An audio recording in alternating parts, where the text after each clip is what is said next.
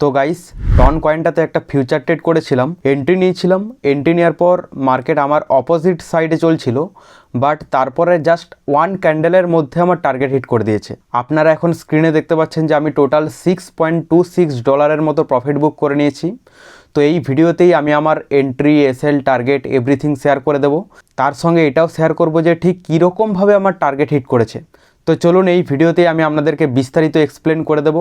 আপনি যদি এই চ্যানেলে নতুন হয়ে থাকেন, চ্যানেলটিকে সাবস্ক্রাইব করে রাখতে ভুলবেন না। আর ভিডিওটি দেখে যদি একটু হলেও হেল্পফুল বলে মনে হয়ে থাকে তো ভিডিওটিতে একটি লাইক করে দেবেন। চলুন স্ক্রিনে চলে যাই। তো গাইস, আমি টন কয়েনের চ্যাটে চলে এসেছি। এখানে দেখতে পাচ্ছেন যে আমার এই লেভেলে এন্ট্রি ছিল, এই লেভেলে এসএল ছিল অ্যান্ড এই লেভেলে টার্গেট ছিল। তো প্রথমে আমি আপনাদেরকে অল ডিটেলস এক্সপ্লেন করার আগে এখানে দেখে নেব যে ঠিক কীরকমভাবে আমার টার্গেট হিট করেছে।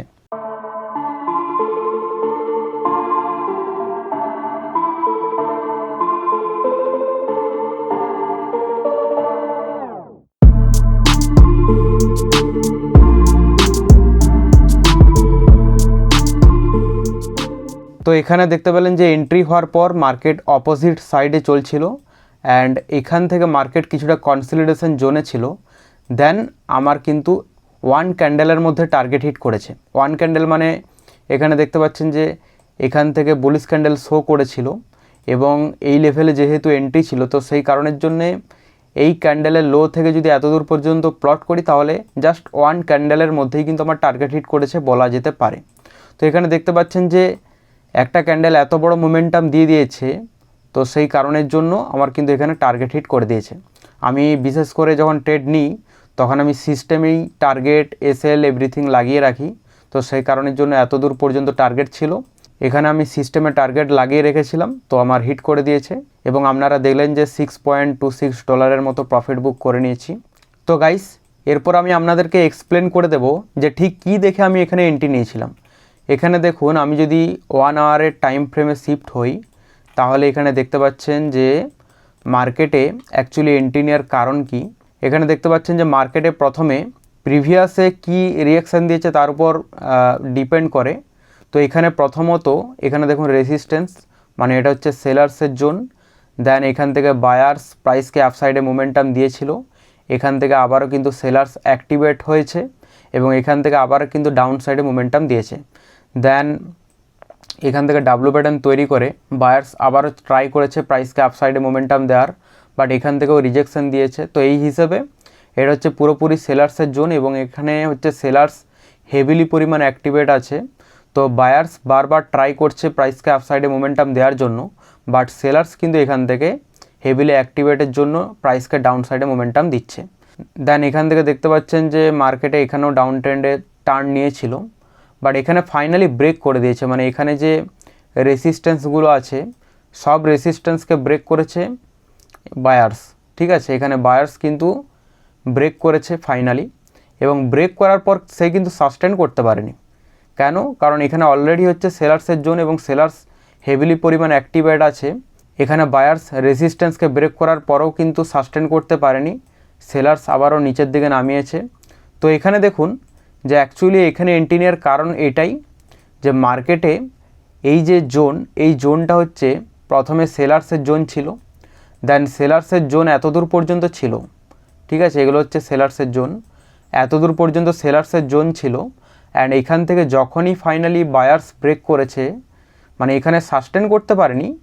অ্যাকচুয়ালি বায়ার্সের আপসাইডে মোমেন্টাম দেওয়ার কথা, যেহেতু বায়ার্স বারবার চেষ্টা করছে, তো সেই কারণের জন্য যেরকম মোমেন্টামের পসিবিলিটি রয়েছে, মানে এত দূর পর্যন্ত তো ইজিলিভাবে চলে আসার পসিবল রয়েছে, কিন্তু এত দূর পর্যন্ত না এসে জাস্ট ব্রেক করার পর কয়েকটা ক্যান্ডেলের মধ্যে আবারও কিন্তু সেলার্স প্রাইসকে নিচের দিকে নামিয়ে নেমেছে। তো যখনই সেলার্স প্রাইসকে নিচের দিকে নামিয়েছে তখন আমার একটা প্রেডিকশান কী ছিল যে যেহেতু বায়ার্স বারবার চেষ্টা করেছে বাট পারেনি এবং ফাইনালি ব্রেক করার পরও সাস্টেন করতে পারেনি, সেলার্স আবারও প্রাইসকে নিচের দিকে নামিয়েছে। তো সেই কারণের জন্য আমার একটা প্রেডিকশান ছিল যে মার্কেটে যদি এই রকম লেভেলে আসে তাহলে ইজিলিভাবে কিন্তু যে পেন্ডিংটা আছে, মানে এত দূর পর্যন্ত ইজিলিভাবে আসতে পারতো, সেই পেন্ডিংটা হচ্ছে এখানে ফুলফিল হয়ে যাবে এবং কিন্তু এই কারণের জন্য আমার টার্গেটও হিট হয়ে যাবে।